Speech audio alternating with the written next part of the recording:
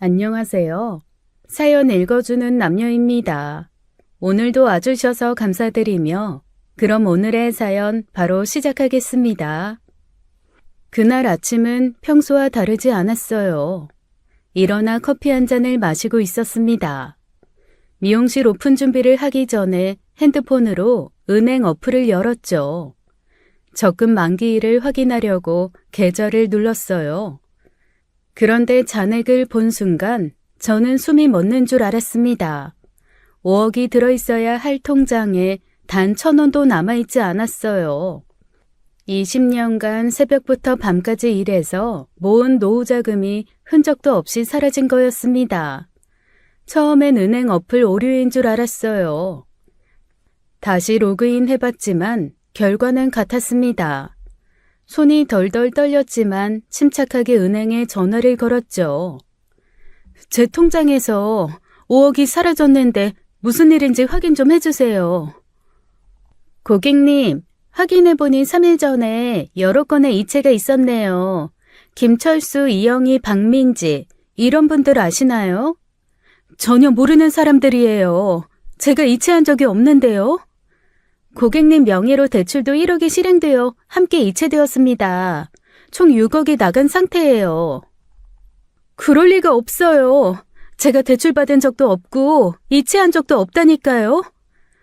공인인증서로 정상 처리된 거래라서요. 혹시 보이스피싱 당하신 것 같은데 경찰에 신고하셔야 할 것 같습니다. 저는 즉시 보이스피싱을 당했다고 생각했습니다. 당장 경찰서로 달려가 신고를 했어요. 형사님도 처음엔 당연하다는 듯이 고개를 끄덕였습니다. 대포 통장을 여러 개 사용한 전형적인 보이스피싱 수법이에요. 최근에 이상한 전화나 문자 받으신 적 있으세요? 아니요. 전혀 없었어요. 어떻게 제 공인인증서 비밀번호를 알았는지 모르겠어요. 요즘은 해킹 기술이 교묘해서요. 일단 대포 통장 추적부터 시작하겠습니다. 며칠만 기다려주세요. 경찰도 당연히 보이스피싱이라고 판단했습니다. 저도 그렇게 믿고 싶었어요. 하지만 며칠 후 지능범죄수사팀이라는 곳의 형사님이 저를 다시 부르셨습니다. 그분의 표정이 심상치 않았어요. 박정수 씨, 일단 수사 중에 있기는 한데요. 몇 가지 결과가 나왔는데 좀 충격적일 수 있습니다. 네? 무슨 말씀이세요? 범인 잡았어요? 이거 보이스피싱 아닙니다. 네? 그럼 대체 뭐란 말이에요? 누가 제 돈을 가져간 건데요? 20년 정말 긴 세월이었어요. 파마약 냄새에 찌들어 살면서 손님들 비위 맞추면서 한 푼 두 푼 모은 피 같은 돈이었습니다. 그 돈이 단 3일 만에 흔적도 없이 사라진 거예요. 저는 믿을 수가 없었죠. 안녕하세요. 저는 50 초반의 미용실 사장입니다. 남편과 아들과 함께 살고 있었어요. 평범한 가정이라고 생각했죠. 저는 매일 새벽 5시에 일어나 밤 10시까지 일했습니다. 주말도 없이 20년을 그렇게 살았어요. 미용실 하나로 가족 생각하며 그저 열심히 살았습니다. 그렇게 피땀 흘려 모은 5억이 한순간에 사라진 거예요. 보이스피싱이 아닌 것 같다는 형사님 말씀이 계속 머릿속을 맴돌았습니다. 그럼 대체 누가 제 돈을 가져간 걸까요? 박정수 씨 돈의 흐름을 추적했는데 박정수 씨 돈이 대포 통장 여러 개로 분산되어 이처되었더라고요. 대포 통장이요? 그럼 보이스피싱 맞는 거 아니에요? 그게 아니라 누군가 의도적으로 보이스피싱처럼 보이게 한 것 같습니다. 무슨 말씀이신지. 그러니까 박정숙 씨를 속여서 이체를 하게 하거나 해킹 툴을 이용해서 이체를 한 게 아니라요. 직접 박정수 씨 인증서를 통해 대포 통장으로 돈을 입금하고 입금받은 그 돈을 일시에 모두 빼버렸어요. 제가 똑똑하지 못해서 무슨 말씀이신지. 박정숙 씨 면식범 소행이라고요. 네? 제가 아는 사람이 그랬다고요? 네, 가까운 분이 박종숙 씨 인증서를 이용해서 일을 저지른 것 같아요. 최근 로그인 IP 등을 보면요. 일단 대포 통장에서 돈을 인출한 현금 ATM, CCTV부터 확인해 보고 있습니다. 현금 인출 장소는 대부분 파악됐거든요. 경찰서를 나오며 저는 이상한 점을 떠올렸습니다. 보이스피싱 전화를 받은 적도 없었어요. 이상한 문자 한 통 온 적도 없었죠. 그런데 어떻게 제 공인인증서 비밀번호를 알았을까요? 당신이 어디 메모해둔 거 아니야? 비밀번호 같은 거. 내가 그렇게 어리석은 사람으로 보여? 비밀번호는 내 머릿속에만 있던 번호야. 아이, 그럼 도대체 어떻게 아이, 해킹 같은 거 당한 거 아닐까? 형사님이 그건 가능성이 적대. 하지만 또 뭔가 이상했어요. 제 통장에 5억이 있다는 걸 아는 사람이 몇이나 될까요? 사실 가족들도 그 사실은 모르고 있었거든요. 미용실 직원 소영이가 걱정스러운 얼굴로 물었습니다. 사장님, 정말 5억이 다 없어진 거예요? 20년 모은 게 한순간에. 사장님이 돈 많으셨구나. 근검절약 하시면서 사신 거네. 근데 그 돈을 누가 가져갔대요? 저는 돈 자랑을 하고 다니는 사람이 아니었습니다. 남편에게도 정확한 금액은 말한 적이 없었어요. 다음날 형사님이 CCTV 영상을 보여주셨습니다. 이 사람이에요. 모자를 깊게 눌러 쓰고 마스크까지 했네요. 얼굴이 하나도 안 보이네요. 키는 대략 175cm 정도, 체격은 보통입니다. 그런데 이상한 게 있어요. 뭐가 이상한데요? 여기 보시면 이 사람 왼쪽 다리를 약간 절고 있고요. 그리고 어깨가 한쪽으로 기울어져 있습니다. 그게 뭐가 중요한가요? 이런 특징은 쉽게 숨길 수 없거든요. 혹시 주변에 이런 걸음걸이 가진 분 없으세요? 영상을 다시 보니 정말 그랬어요. 범인은 걸을 때마다 왼쪽 다리를 살짝 끌고 있었습니다. 하지만 저는 그런 사람을 본 기억이 없었어요. 그리고 인출 시간대를 보세요. 새벽 3시, 3시 반, 4시. 계획적입니다. 새벽에 저렇게 여러 곳을 돌아다녔다고요? 네, 하루에 인출 한도가 있으니까 여러 날에 걸쳐서 빼간 겁니다. 저는 소름이 돋았어요. 범인은 일하고 자는 시간까지 알고 있었던 걸까요? 제 생활 패턴을 훤히 꿰고 있는 사람이었습니다. 하지만 누구인지는 여전히 알 수 없었어요. 왜 저를 노렸는지도 어떻게 제 정보를 알았는지도 미스터리였습니다. 이후 보안팀에서 제 핸드폰을 가져가 더욱 정밀 조사를 했습니다. 결과는 충격적이었어요. 해킹 흔적은 전혀 없습니다. 악성 코드도 없고요. 그럼 어떻게 제 공인인증서를? 누군가 직접 사용했다는 뜻입니다. 형사님이 조심스럽게 말을 꺼냈습니다. 박정숙 씨, 불편하시겠지만 가족 중에 혹시 아니에요. 우리 가족이 대포 통장까지 만들어서 제 돈을 훔칠 리가 없어요. 그래도 한 번은 의심해봐야. 남편도 아들도 절대 아닙니다. 그런 짓 할 사람들이 아니에요. 저는 화가 났어요. 가족을 의심하라니 말도 안 되는 소리였습니다. 새벽 3시에서 5시 사이 이 시간대가 중요합니다. 대포 통장도 일반인이 쉽게 만들 수 있는 게 아니고요. 수사는 완전히 막혔어요. 해킹도 아니고 보이스피싱도 아니고 그렇다고 가족일 리도 없고 저는 매일 밤 잠을 이룰 수가 없었습니다. 일주일이 지났지만 수사는 진전이 없었어요. 그런데 더 큰 문제가 생겼습니다. 시어머니가 동네방네 소문을 내고 다니기 시작한 거예요. 미용실에 온 단골 손님이 조심스럽게 말했습니다. 사장님, 시어머님이 동네에서 이상한 말씀 하고 다니시던데. 무슨 말씀을 하시는데요? 사장님이 5억이나 숨겨놓고 있었다면서요. 그렇게 큰 돈이 있으면서 시어머니 옷 한 벌 안 사드린 지독한 짠순이라고. 아니, 그게 무슨. 돈 있으면서도 없는 척하는 음흉한 사람이라고 하시더라고요.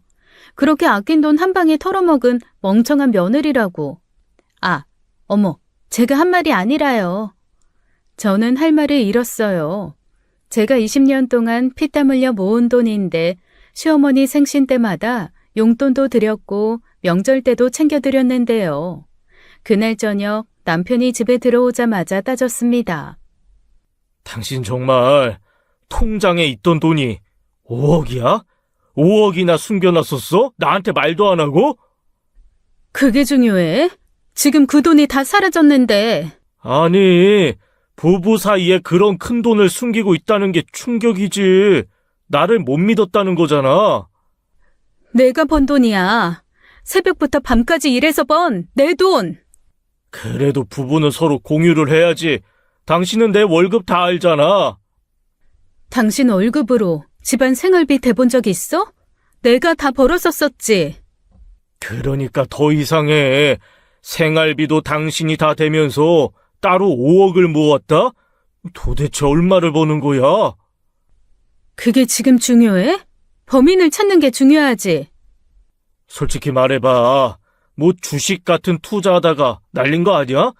어떻게 5억이 하루아침에 사라져? 뭐라고? 내가 지금 거짓말한다는 거야?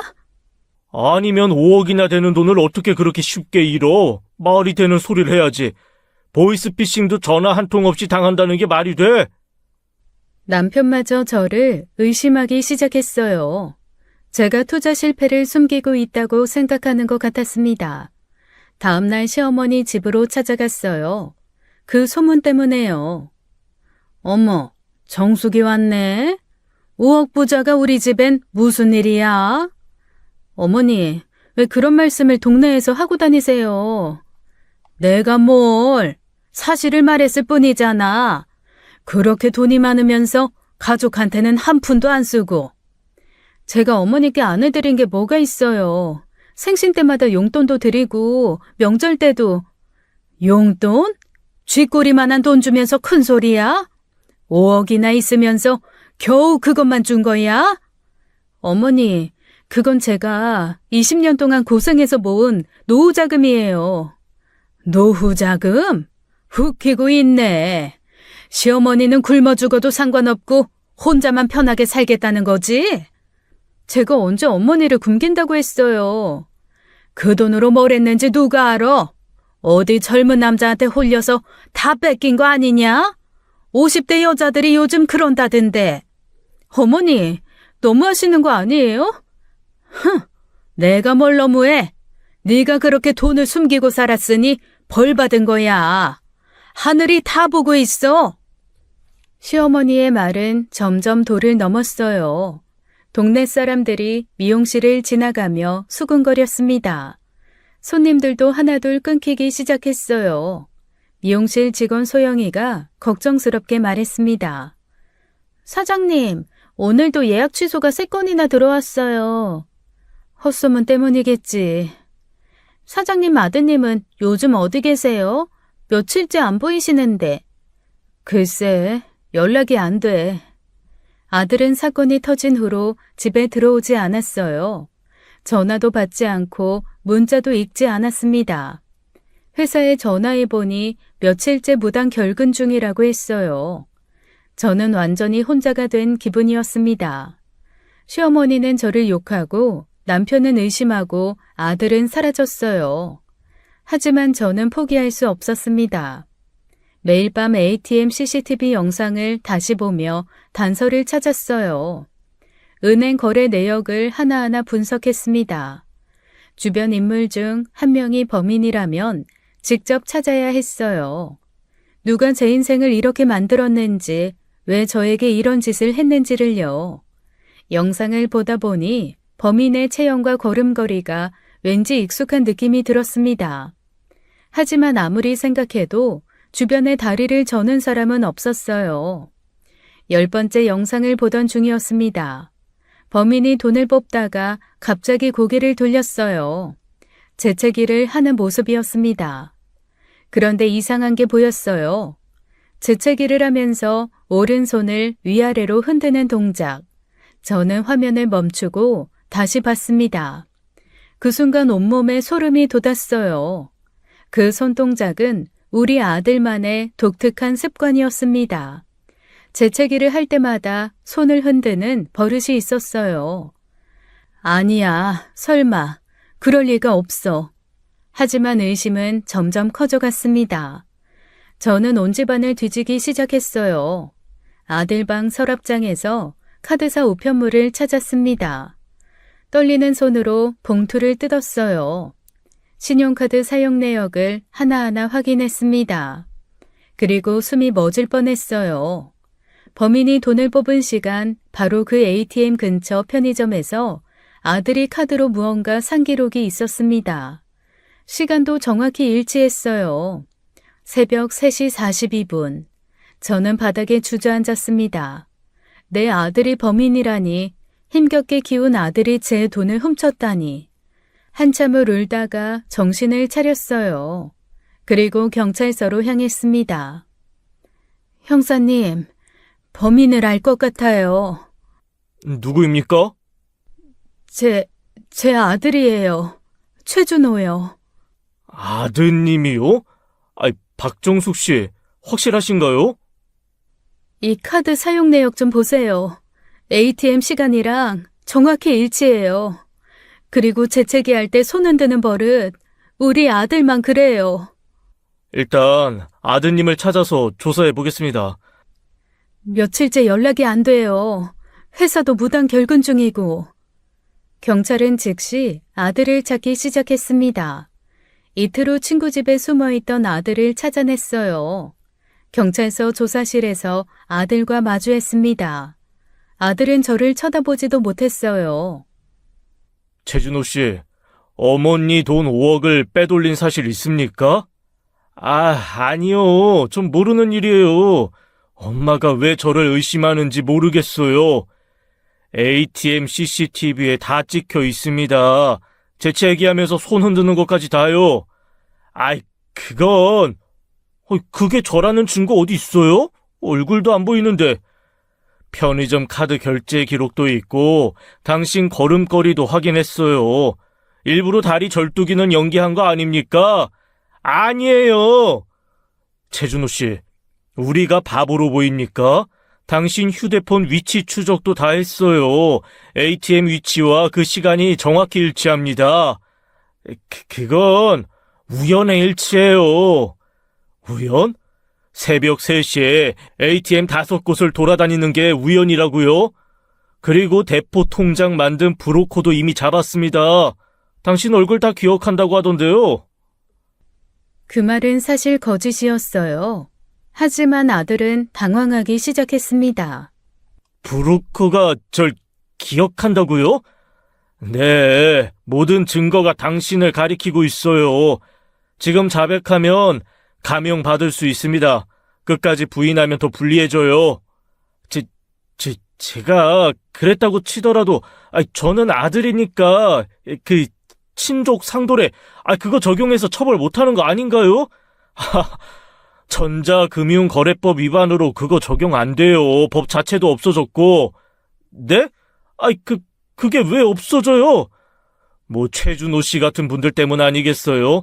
하여간 어머니가 20년 동안 고생해서 모은 돈 아닙니까? 왜 그런 짓을 했어요? 3시간의 조사 끝에 아들이 입을 열었습니다. 네, 제가 했어요. 엄마 돈 5억 빼돌렸어요. 왜 그런 짓을 했습니까? 코인 투자하려고, 친구가 확실한 정보가 있다고 해서 10배로 불려서 돌려놓으려고 했는데 다 날렸어요. 보이스피싱으로 위장하려고 대포 통장도 만든 거죠? 네, 들키지 않을 줄 알았어요. 엄마가 보이스피싱 당했다고 생각하면 포기할 줄 알았는데 CCTV 때문에 일부러 다리 절뚝인 거 맞죠? 네, 혹시 들켜도 다른 사람으로 보이려고. 평소엔 멀쩡하니까 의심 안 받을 거라고 생각했어요. 경찰서 밖에서 그 말을 들은 저는 다리가 풀렸어요. 아들이 CCTV를 의식해서 일부러 다리를 절었다니 얼마나 치밀하게 계획한 범행인지 알 수 있었습니다. 저는 눈물을 닦고 경찰서로 들어갔어요. 아들과 마주 앉았습니다. 준호야, 엄마 얼굴 좀 봐. 엄마, 죄송해요. 정말 돌려드리려고 했어요. 20년이야. 내가 20년을 일했어. 새벽 5시에 일어나서 밤 10시까지. 알아요. 죄송해요. 너도 알면서 어떻게 그럴 수 있니? 어떻게 나한테 이런 짓을 할 수가 있어? 한 번만 용서해 주세요. 제가 일해서 다 갚을게요. 5억을 어떻게 갚아? 평생 걸려도 못 갚을 돈이야. 저는 형사님을 바라봤어요. 박정숙 씨, 대포 통장을 사용한 건 중대한 금융 범죄입니다. 이제 저희가 수사를 진행할 겁니다. 엄마, 제발 도와줘요. 전과자 되면 제 인생 끝나요. 최준호 씨, 어머니가 용서하셔도 처벌은 피할 수 없습니다. 대포 통장 사용은 국가가 처벌하는 범죄예요. 엄마, 제발 한 번만 도와주세요. 어머니가 도울 수 있는 거 없습니다. 이거 이미 형사사건이에요. 아들은 결국 경찰에 구속되었습니다. 가슴이 찢어지는 것 같았지만 돌아설 수 없었어요. 아들이 구속된 후 경찰은 본격적인 수사를 시작했어요. 제 예금 5억과 대출금 1억, 총 6억의 행방을 추적했습니다. 며칠 후 형사님이 저를 불렀어요. 박정숙 씨, 이상한 점을 발견했습니다. 뭐가 이상한데요? 아드님이 6억을 모두 코인 투자로 날렸다고 진술했는데 코인 거래소 기록을 확인해보니까 2억만 입금됐어요. 2억만요? 그럼 나머지 4억은요? 그게 문제입니다. 4억이 어디로 갔는지 행방을 알 수가 없어요. 저는 충격을 받았습니다. 4억이라는 거금이 감쪽같이 사라진 거예요. 경찰이 다시 아들을 조사했습니다. 최준호 씨, 나머지 4억 다 어디에 썼습니까? 그것도 다 잃었어요. 어떻게 잃었는지 구체적으로 말해보세요. 현금으로 출금했다가 잃어버렸어요. 4억이나 되는 현금을 잃어버렸다고요? 말이 됩니까? 정말이에요. 어디서 잃어버렸는지 기억도 안 나요. 아들의 대답은 너무 애매했습니다. 4억을 어떻게 잃었는지 전혀 설명하지 못했어요. 저는 의심이 들기 시작했어요. 아들이 그 돈을 누군가에게 준 건 아닐까, 아니면 어딘가에 숨겨놓은 건 아닐까. 4억의 행방은 미스터리로 남았습니다. 아들이 구속된 지 일주일 후였어요. 남편이 갑자기 이혼 서류를 내밀었습니다. 이혼 소송 제기했어. 변호사도 선임했고. 뭐라고? 지금 이혼이라니 무슨 소리야? 당신이 내 아들 경찰에 넘겼잖아. 당신이 가정을 완전히 파탄낸 거야. 당신 아들이 내 돈 6억을 훔쳤는데 내가 뭘 잘못했어? 그래도 가족이잖아. 엄마가 아들을 감옥에 보낸다는 게 말이 돼? 내가 신고한 게 아니라 금융범죄라 경찰이 알아서 수사한 거야. 변명하지 마. 어쨌거나 당신이 신고해서 걔가 경찰에 넘어간 거잖아. 재산 분할도 요구할 거야. 당신이 번 돈도 부부 공동 재산이니까. 저는 믿을 수가 없었어요. 제가 피해자인데 이혼을 당한다니. 시어머니가 동네 사람들에게 소문을 퍼뜨리기 시작했습니다. 우리 며느리가 내 손주를 경찰에 넘겼어요. 정신병자가 아니면 어떻게 그래요? 아니, 아무리 그래도 자식을 감옥에 보내다니. 돈 몇 푼 때문에 아들 인생을 망친 악독한 년이에요. 정상이 아니라니까요. 미용실에도 소문이 퍼졌어요. 손님들이 수근거리며 저를 쳐다봤습니다. 사장님, 정말 아드님 신고하신 거예요? 아니에요. 금융범죄라서 경찰이. 그래도 엄마가 자식을 그렇게 너무하신 거 아니에요? 시가 쪽 친척들도 몰려왔어요. 언니, 이게 뭐 하는 짓이에요? 준호 경찰에 꼰질러서 넘겼다면서요. 제가 보낸 게 아니라요. 그게 그거지. 변명 그만해요. 가족이면 덮어주고 살아야지 어떻게 자식을 전과자로 만들어요? 설마 그래서 그런 거예요? 그래서 뭐요? 형수가 너무했어요. 아무리 돈이 아까워도 그렇지 가족을 팔아먹다니. 팔아먹다뇨. 제가 피해자예요. 그리고 그건 제 의사랑 상관없이 수사하는 거라고요. 준호가 대포 통장을 써서. 피해자? 형수가 가해자지 무슨 피해자입니까? 우리 조카 인생 망친 가해자. 모든 사람이 저를 비난했어요. 제가 6억을 잃은 피해자라는 건 아무도 기억하지 않았습니다. 남편이 차갑게 말했습니다. 이혼 재판에서 오자. 미용실 권리금 절반은 내 거야. 미용실은 내가 20년 동안 일군 거야. 당신이랑 상관없어. 법적으로 부부 공동재산이야. 변호사가 다 알아봤어. 저는 완전히 사면초가에 빠졌어요. 돈도 잃고 가족도 잃고 이제는 이혼까지 당하게 생겼습니다. 결국 가정법원에서 이혼 재판이 시작되었어요. 시어머니가 증인으로 나왔습니다. 증인은 며느리 박종숙 씨에 대해 아는 대로 증언해 주십시오. 저 여자는 정신적으로 문제가 있어요.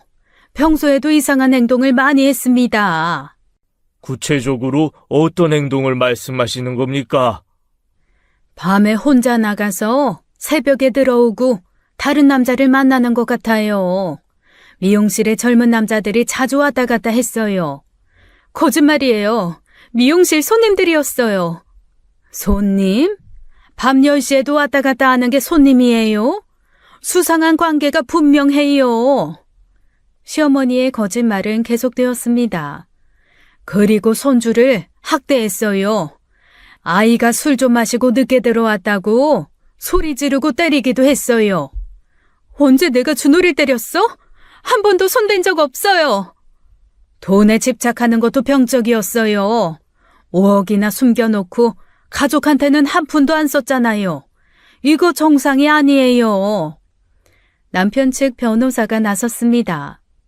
피고는 원고의 아들을 경찰에 신고해 전과자로 만들었습니다. 이는 정상적인 어머니의 행동이 아닙니다. 금융범죄라서 경찰이 수사한 거예요.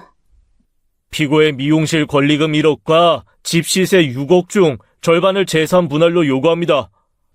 저는 충격을 받았어요. 제가 평생 일해서 마련한 것들을 빼앗기게 생겼습니다. 재판이 끝나고 미용실로 돌아왔어요. 직원 소영이가 울상이었습니다. 사장님, 오늘도 예약이 다 취소됐어요. 이번 달 매출이 작년에 10분의 1도 안 돼요. 아, 진짜 아주 울고 싶은 사람 죽이려고들 드네.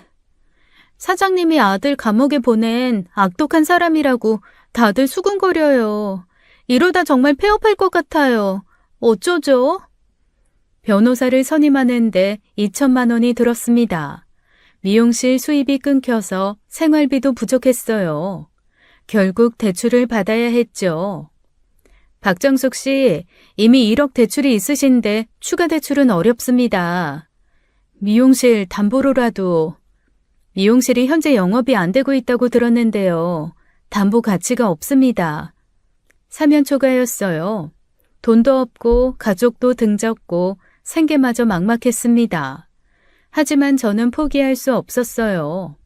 제가 잘못한 게 없는데 왜 제가 모든 걸 잃어야 하나요? 박정숙 씨, 상대가 거짓 증언하는 거 입증해야 돼요. 증거가 필요하다고요.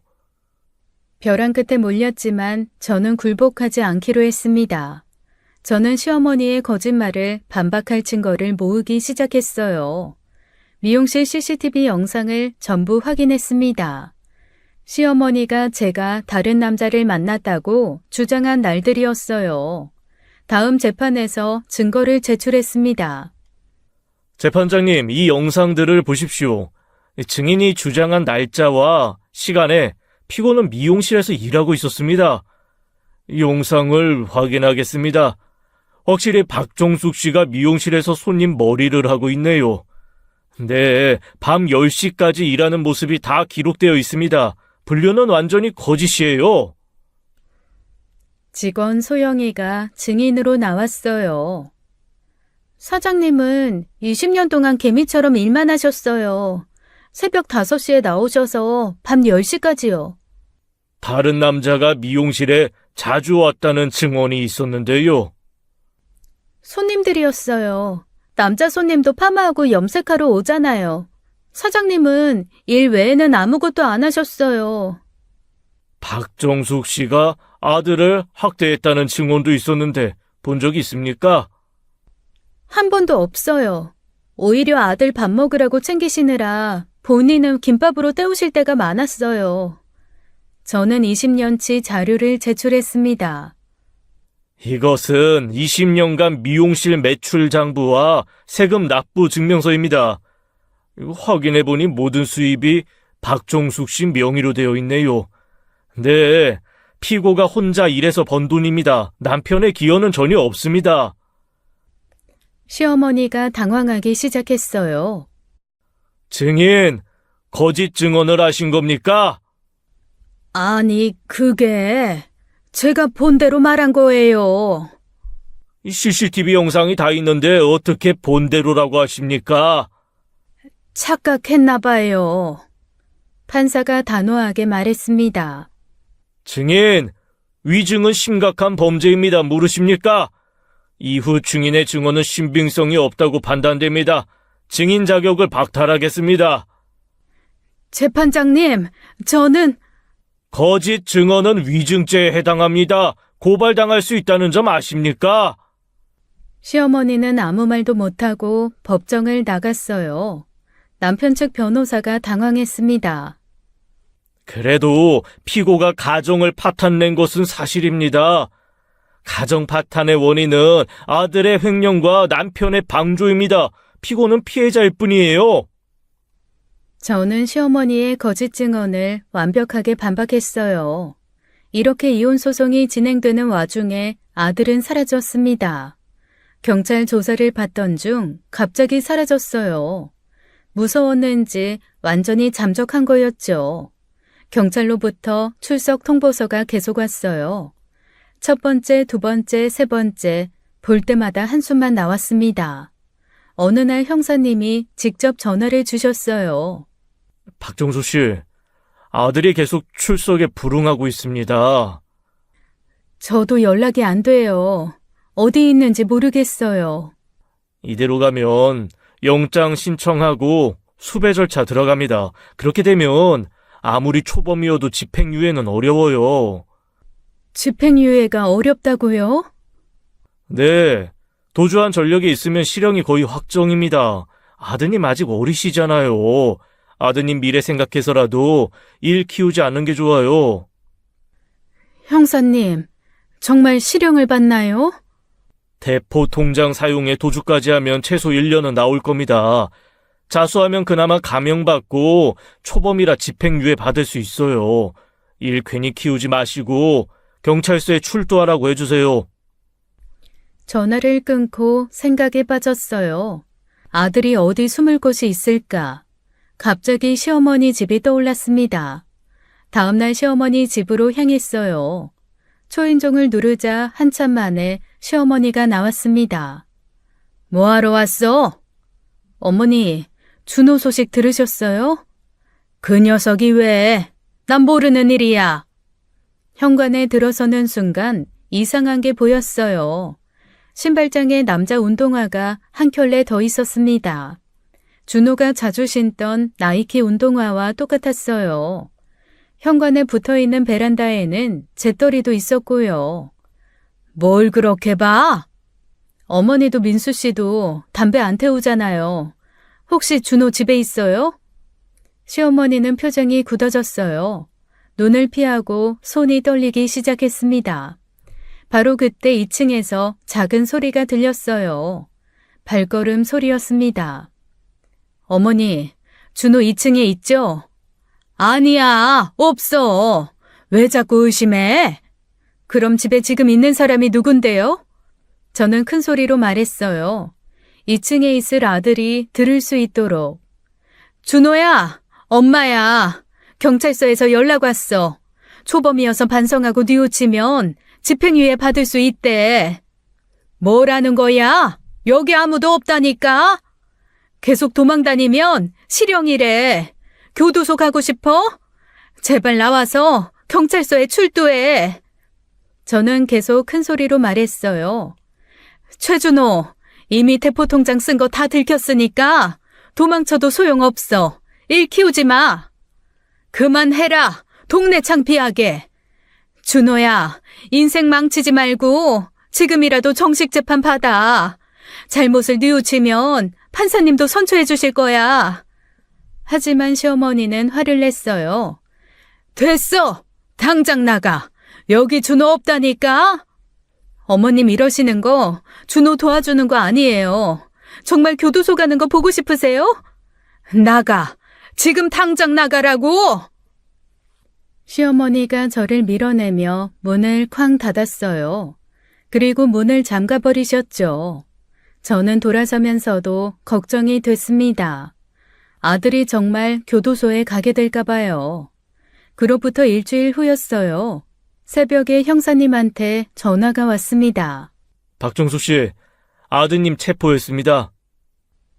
네? 어디서요? 편의점에서 새벽에 잡혔어요. 동네 주민이 신고했더라고요. 이제 구속영장 신청될 겁니다. 도주 전력 때문에 실형은 피하기 어려울 것 같네요. 결국 제 충고를 듣지 않은 아들은 최악의 선택을 한 거였어요. 경찰은 결국 아들에게 구속영장을 청구했습니다. 역시나 시어머니 집에 숨어 있었더군요. 체포된 아들의 휴대폰을 압수수색하게 되었습니다. 며칠 후 형사님이 급하게 저를 불렀어요. 경찰서에 도착하니 형사님 표정이 심상치 않았습니다. 뭔가 중대한 사실을 발견한 것 같았어요. 아들 휴대폰에서 삭제된 카톡을 복원했다고 했어요. 시어머니와 주고받은 1년치 대화였습니다. 형사님이 보여준 화면을 보는 순간 저는 충격에 휩싸였어요. 대화 내용은 충격 그 자체였습니다. 사건은 작년에 제가 세금 신고를 아들에게 부탁했던 때부터 시작됐어요. 컴퓨터를 잘 못 다루는 저를 위해 아들이 홈택스로 신고를 도와줬었거든요. 그때 공인인증서 비밀번호를 알려줬던 게 화근이었어요. 아들이 그걸 이용해 제 은행 계좌를 몰래 들여다본 거였습니다. 그리고 5억이라는 잔액을 보고 시어머니에게 말했던 거예요. 그때부터 시어머니와 아들이 범행을 공모하기 시작했습니다. 1년 동안 치밀하게 계획을 세웠던 거였어요. 시어머니가 아들에게 2억을 주겠다며 매수했습니다. 보이스피싱으로 위장하는 방법도 시어머니가 알려줬어요. 대포통장을 여러 개 만들어서 돈을 분산시키는 건 아들 아이디어였죠. 새벽 시간에 인출해서 CCTV에 잘 안 찍히게 하고 모자와 마스크로 얼굴을 가리고 다리를 쩔뚝이는 연기까지 철저하게 계획된 범죄였어요. 가장 충격적인 건 제 돈을 훔친 방법이었습니다. 한 달 전 제가 휴대폰을 잃어버렸던 날이 떠올랐어요. 아침에 분명히 가방에 넣었던 휴대폰이 없어졌습니다. 미용실에서도 찾고 집에서도 찾고 온종일 난리였어요. 그런데 다음날 아침 침대 안에서 휴대폰이 나온 거였습니다.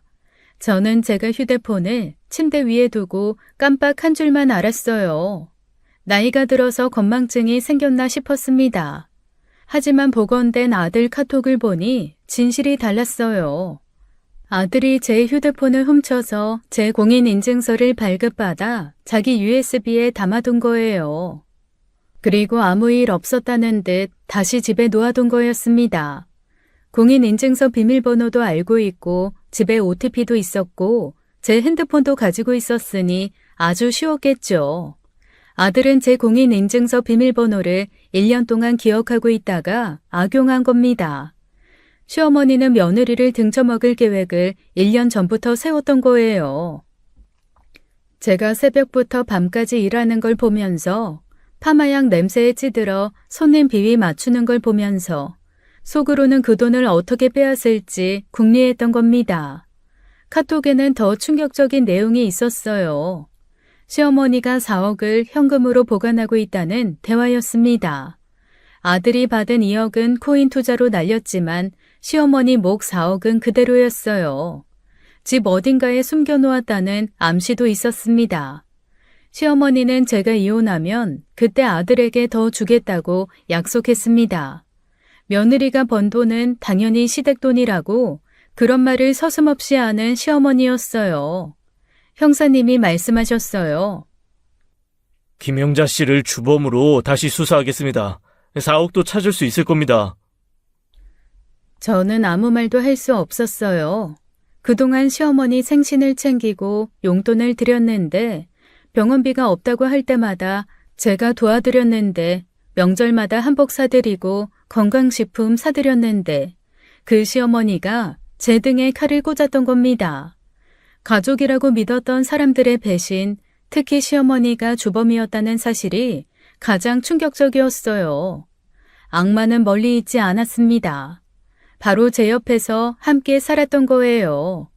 카톡 증거를 확보한 저는 즉시 시어머니를 고소했습니다. 사기죄와 횡령죄 그리고 도주범 은닉죄까지. 형사님도 이제는 시어머니가 주범이라는 걸 확신했습니다. 검찰은 신속하게 움직였어요. 시어머니와 아들을 공범으로 기소했습니다. 6억 원 사기 사건의 주범과 공범이라는 명확한 구도였어요. 시어머니는 끝까지 혐의를 부인했습니다. 자신은 아무것도 모른다고 손자가 혼자 한 일이라고 발뺌했어요. 하지만 카톡 대화가 모든 걸 증명했습니다. 그 돈 빼내면 2억은 네 거다 라는 시어머니의 메시지, 4억은 내가 관리할게 라는 결정적인 증거, 변명의 여지가 없었어요. 경찰이 시어머니 집을 압수수색했습니다. 온 집안을 뒤지기 시작했어요. 그리고 놀라운 발견을 했습니다. 찾았습니다. 2층 안방 장롱 안에 현금이 가득해요. 장롱 깊숙한 곳에 돈다발이 숨겨져 있었어요. 2억 원이었습니다. 10,000원짜리 다발로 빽빽하게 쌓여 있었어요. 시어머니는 현금을 집에 보관하고 있었던 겁니다. 그 순간 시어머니의 얼굴이 하얗게 질렸어요. 더 이상 부인할 수 없는 물증이 나온 겁니다. 저는 형사 고소만으로 끝내지 않았어요. 민사 소송도 제기했어요. 시어머니의 명의의 집과 땅에 가압류를 신청했습니다. 제 돈을 되찾기 위한 법적 조치를 모두 취했어요. 검찰은 시어머니와 아들에게 구속영장을 청구했습니다. 도주의 우려와 증거인멸 가능성이 있다는 이유였어요. 특히 시어머니는 이미 손재를 숨겨준 전력이 있었습니다. 법원은 구속영장을 발부했어요. 죄질이 나쁘고 피해 금액이 크다고 판단했습니다. 시어머니와 아들 모두 법정에서 구속되었어요. 박종숙 씨, 2억은 증거품으로 보관하다가 재판 후 돌려드릴 겁니다. 시어머니가 수갑을 차는 모습을 봤습니다. 하지만 저는 눈물 한 방울 나오지 않았어요. 시어머니는 끝까지 저를 노려봤습니다. 마치 제가 나쁜 사람인 것처럼. 하지만 법은 진실을 알고 있었어요. 시어머니와 아들이 구속된 다음 날이었어요. 남편이 저를 찾아왔습니다. 얼굴이 초췌해 보였지만 눈빛은 날카로웠어요. 정수가, 부탁이 있어. 어머니 집을 팔아서라도 6억 다 갚을게. 고소 취하해줘. 뭐라고? 지금 그게 가능할 것 같아? 당신 어머니가 주범이야. 내가 고소 취하한다고 끝날 문제도 아니야. 어머니 70이 넘었어. 감옥에서 죽으면 네가 책임질 거야? 네 양심은 편하겠어? 양심? 내 양심을 말해? 20년 모은 돈을 훔친 사람들이 양심을 노네? 그래도 7년 동안 한 가족이었잖아. 정이 하나도 없어? 준호는 네가 7년간 키운 아들이야. 가족이 어떻게 이런 짓을 해? 가족이 사람 뒤통수를 치고 돈을 훔쳐? 날 가족으로 생각 안 한 건 어머님이 먼저야. 7년 전 그때 저는 재혼을 했었어요. 남편에게는 성인이 된 아들이 있었고 시어머니도 계셨습니다. 7년 전에 내가 너를 받아줬잖아. 45살 재혼녀를 누가 받아주겠어? 내가 아니었으면 너 혼자 늙었을 거야. 받아줬다고? 내가 무릎 꿇고 부탁했어? 당신이 먼저 100번 쫓아다니면서 청혼했잖아. 그때는 네가 이렇게 돈에 미친 사람인 줄 몰랐지. 가족을 감옥에 보내는 악마일 줄 몰랐다. 악마? 악마는 당신 어머니랑 아들이 악마지. 나는 피해자야. 피해자? 네가 돈을 숨기고 살았잖아. 부부인데 5억이나 되는 돈을 혼자 숨겨놓고. 내가 번 돈이야. 새벽 5시부터 밤 10시까지 파마약 냄새 맡으면서 내가 번 돈. 저는 분노가 치밀어 올랐어요. 내가 7년 동안 얼마나 희생했는지 알아? 남의 자식 뒷바라지하고 학원비, 대학 등록금 다 내고. 그게 재혼의 조건이었잖아. 내 아들 있는 거 알고 결혼한 거 아니야? 그래, 난 가족이 되고 싶었어. 진짜 엄마가 되려고 노력했어. 근데 너희는 날 돈줄로만 봤구나. 준호한테 잘해준 건 인정해. 하지만 그것도 계산된 거 아니었어, 노후 대비? 뭐? 내가 계산적이었다고? 준호 아플 때 밤새 간호한 것도? 수능 때 새벽 도시락 싸준 것도? 그만해. 이미 엎질러진 물이야. 어머니와 준호 고소 취하해. 2번 말 안 해. 안 하면 너 후회할 거야. 남편의 목소리가 차갑게 변했어요. 무슨 뜻이야? 협박하는 거야?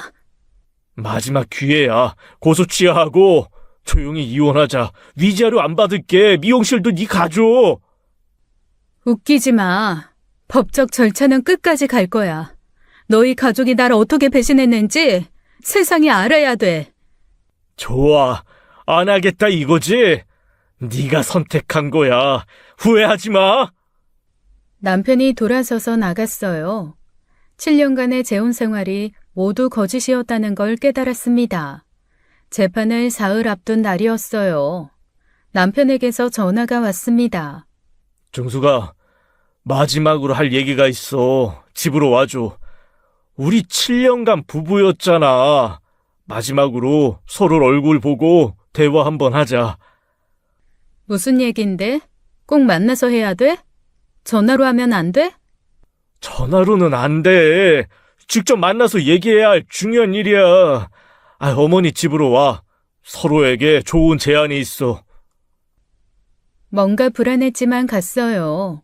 마지막으로 들어볼 필요가 있다고 생각했습니다. 시어머니 집 현관문을 열고 들어갔어요. 왔구나. 거실로 와. 앉아서 차분하게 얘기하자. 무슨 할 얘기가 뭐야. 빨리 말하고 끝내. 여기 오래 있고 싶지 않아. 차라도 한잔 하면서 얘기하자. 그렇게 급할 거 없잖아. 어차피 재판 전에 정리해야 할 일이니까. 남편이 차를 가지러 간 사이 이상한 느낌이 들었어요. 집안이 너무 조용했습니다. 창문마다 커튼이 쳐져 있었고 현관 근처에 뭔가 준비해둔 물건들이 보였어요.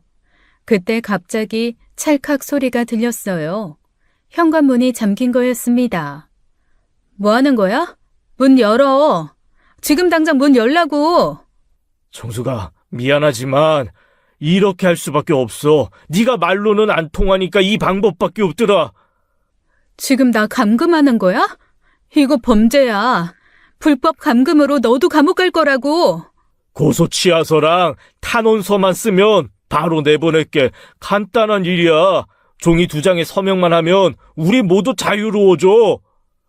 남편이 미리 준비해둔 서류를 내밀었어요. 시어머니와 아들의 선처를 부탁하는 탄원서였습니다. 고소 취하서도 함께 있었고 심지어 합의서까지 준비되어 있었어요. 여기 서명만 하면 돼. 그럼 모든 게 끝나.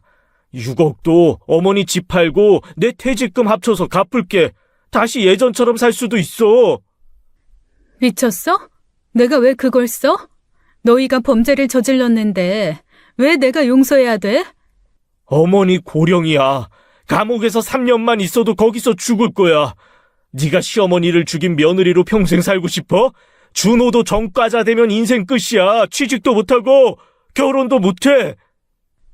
그건 너희가 자초한 일이야. 죄를 지었으면 벌을 받아야지. 나한테 책임 전가하지 마. 저는 절대 쓰지 않겠다고 버텼어요. 남편의 표정이 점점 험악해졌습니다. 준비해둔 시나리오대로 되지 않자 초조해하는 게 보였어요. 좋아. 그럼 여기서 생각 좀 해봐. 마음 바뀔 때까지 있어. 시간은 충분히 줄게.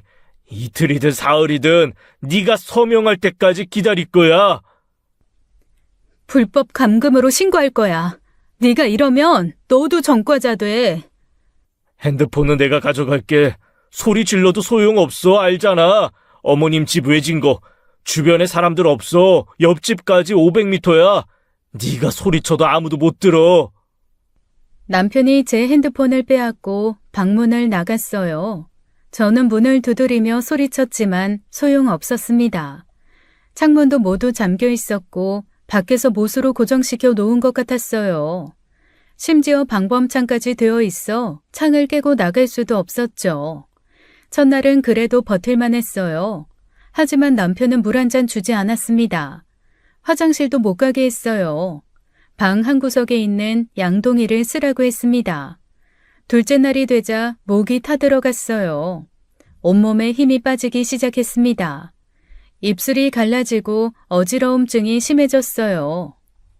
정수가 아직도 고집 부릴 거야? 서명만 하면 끝이야. 시원한 물도 주고 밥도 줄게. 왜 쓸데없이 고생해? 절대 안 써. 죽어도 안 써. 왜 이렇게 고집을 부려? 어차피 재판 가면 너도 불리해. 재혼 전에 네가 전 남편 재산 빼돌렸다는 증언도 준비했어. 가짜 증인도 세울 수 있어. 거짓말. 다 거짓말이야. 판사가 안 속아. 그럴까? 내가 7년간 모아둔 자료가 있어. 네가 얼마나 돈에 집착하는 사람인지 보여줄 증거들이야. 그때도 저는 굴복하지 않았어요. 정의가 이길이라 믿었습니다.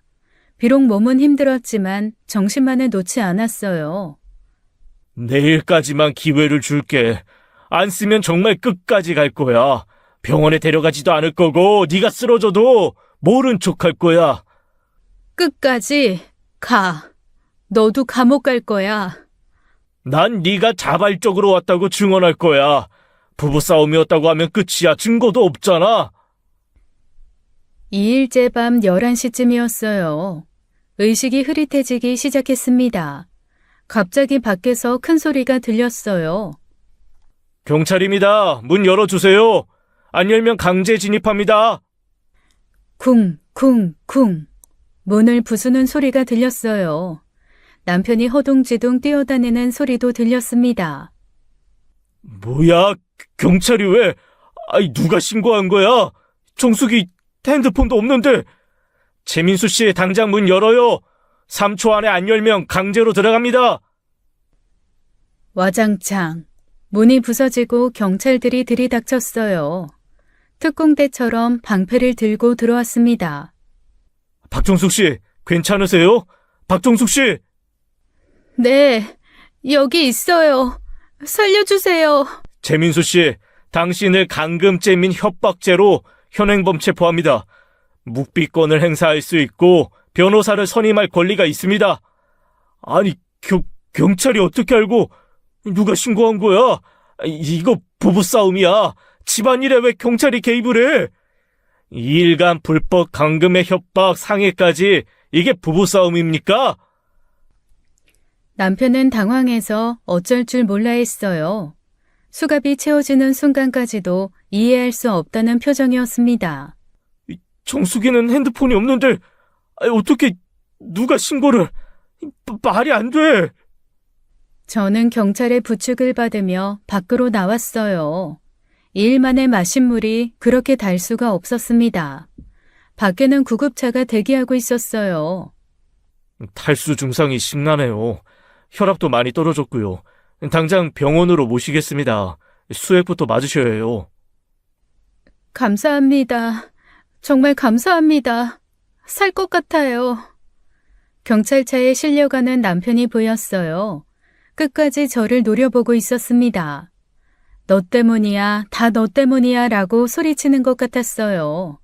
하지만 이제 그도 범죄자가 된 거예요. 사실 저는 남편을 만나러 가기 전에 대비를 했었습니다. 미용실 직원 소영이를 불러서 부탁했었어요. 만약 하루가 지나도 저와 연락이 없으면 즉시 경찰에 신고하라고. 남편이 무슨 짓을 할지 예감이 들었던 거예요. 소영이는 정확히 약속을 지켰습니다. 하루가 지나자마자 경찰에 신고했고 덕분에 저는 구출될 수 있었어요. 더 충격적인 사실이 밝혀졌습니다. 수사 과정에서 남편도 처음부터 5억 횡령에 가담했다는 증거가 나왔어요. 남편 통장에 2억이 입금된 기록이 발견된 겁니다. 시어머니가 준 돈이었어요. 아들이 2억, 시어머니가 2억, 남편이 2억. 제 돈을 가진 거였어요. 재판이 시작되었습니다. 판사님이 판결문을 읽기 시작했어요. 피고인 김용자는 특정경제범죄 가중처벌법상 사규죄 및 횡령 교사죄로 징역 6년에 선고한다.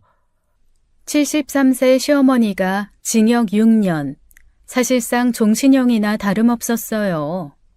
피고인 최준호는 컴퓨터 등 사용사규죄, 전자금융거래법 위반 및 횡령죄로 징역 4년을 선고한다. 아들도 실형을 받았습니다. 도주 전력이 있어서 집행유예는 불가능했어요. 피고인 최민수는 횡령 공모, 감금죄 및 협박죄로 징역 7년을 선고한다. 남편이 가장 무거운 형을 받았어요. 감금죄가 추가되면서 형량이 늘어난 거였습니다. 피고인들을 모두 법정 구속한다. 세 사람 모두 그 자리에서 수갑이 채워졌어요. 7년간 한 가족이었던 사람들이 모두 죄수복을 입게 된 거예요. 민사재판도 진행되었습니다. 저는 완벽하게 승소했어요. 시어머니의 집과 땅이 경매에 나왔습니다. 남편 명의 재산도 처분되었어요. 그중 아들이 잃은 2억을 제가 받고 시어머니와 남편이 숨겨둔 돈 4억을 받았어요. 정확히 6억 원, 제가 잃었던 돈을 전액 되찾은 겁니다. 7년간 재혼 가정에서 당하기만 했던 저였어요. 시어머니 눈치 보고 남의 자식 키우고 온갖 구박 받으며 살았습니다. 하지만 결국 법의 힘으로 정의를 찾았어요. 제가 이긴 건 단순한 돈 때문이 아니었습니다. 거짓과 배신에 맞선 진실의 승리였어요. 치밀한 준비와 끝까지 포기하지 않은 결과였습니다. 형사재판과 민사재판이 끝나고 이혼재판도 마무리되었어요. 판사님은 남편의 유책을 인정했습니다. 위자료 1억과 재산 분할로 7천만 원을 더 받았어요. 되찾은 6억과 위자료를 합쳐 저는 새 출발을 준비했습니다. 부산으로 내려가기로 했어요. 바다가 보이는 곳에서 새로운 인생을 시작하고 싶었습니다.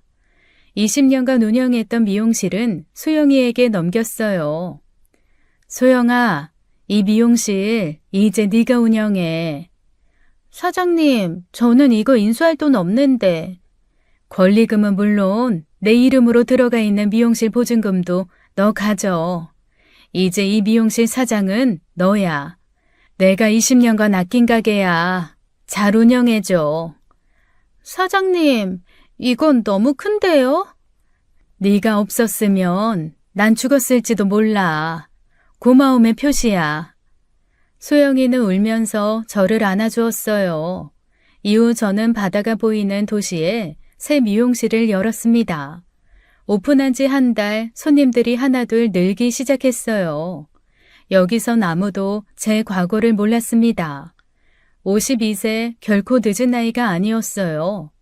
악연과 완전히 끝을 맺고 저는 제2의 인생을 시작했습니다. 매일 아침 바다를 보며 출근해요. 이제 저는 진짜 자유입니다. 지금까지 사연 읽어주는 남녀였습니다. 끝까지 시청해주신 여러분 감사드리며 저희는 다음 사연으로 돌아올게요. 감사합니다.